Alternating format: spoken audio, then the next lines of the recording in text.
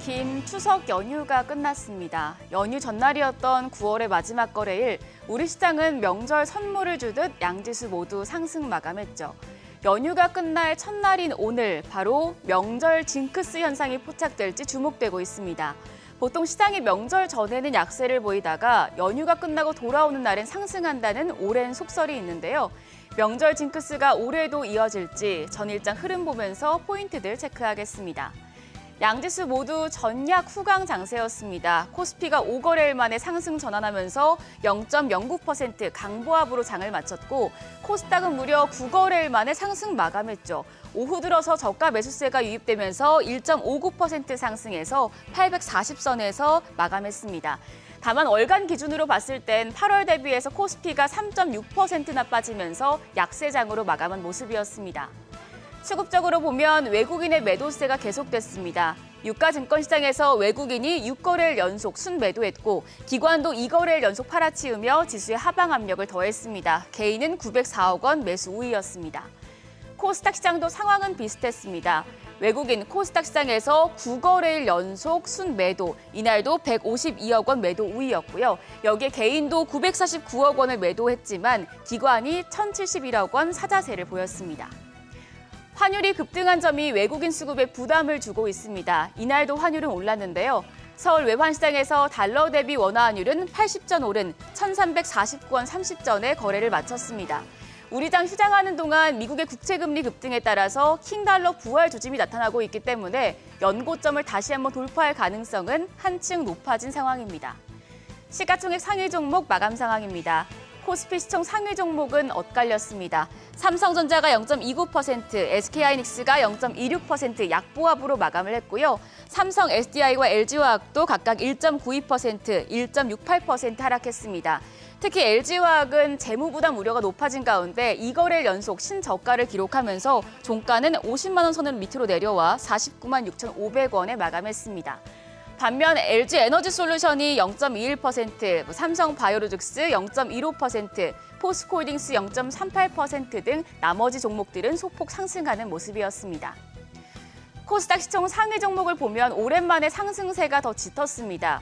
에코프로비엠과 SM을 제외하고 8개 종목이 강세로 장을 마쳤는데요. 에코프로가 1.46% 올라서 90만 원 선 위로 다시 올라섰습니다. 종가 90만 1,000원. 셀트리온헬스케어가 2.27%, 포스코DX가 3.83% 올랐고 LNF도 1.52% 강세로 장을 마쳤습니다.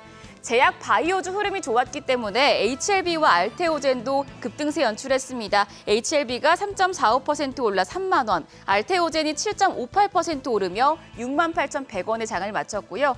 한편 레인보우 로보틱스도 2.49% 상승하면서 종가는 168,600원이었습니다. 이날 상승 업종이 뚜렷하게 많은 날이었습니다.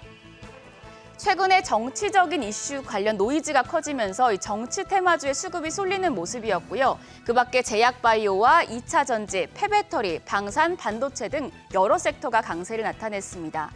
특히 급등세를 보인 건 바로 제약바이오 테마였습니다. 한올 바이오파마의 자가 면역질환 치료제가 기대를 넘는 임상 1상 결과를 발표하자 관련주가 들썩이는 모습이었는데요. 카나리아 바이오와 한올 바이오파마가 나란히 상한가 경신했고 그 밖에 드림 CIS와 큐라티스, 대웅제약이 두 자릿수대 상승세 나타냈습니다. 자, 오늘 본격적으로 10월 장이 시작됩니다. 연휴가 끝나면 시장이 상승한다는 명절 징크스, 올해도 이어질지 주목이 되고 있는 상황이지만 지금 증권가 코스피 예상 밴드는 그렇게 높지 않은 수준입니다. 코스피 예상 밴드가 2,350에서 2,600포인트 전후로 형성이 되어 있는 모습이죠. 미국의 셧다운 위기는 넘겼지만 고금리와 고유가의 킹달러 현상이 계속되고 있어서 증권사들이 예상 밴드 상단을 많이 낮춰 잡은 상황입니다. 시장이 반등을 하려면 시총 비중이 큰 삼성전자가 좀 주도적으로 올라줘야 할 텐데요. 지난달 초에 7만 원 선으로 오르며 반등 기대감을 심어줬던 삼성전자, 현재 6만 전자까지 내려앉았죠.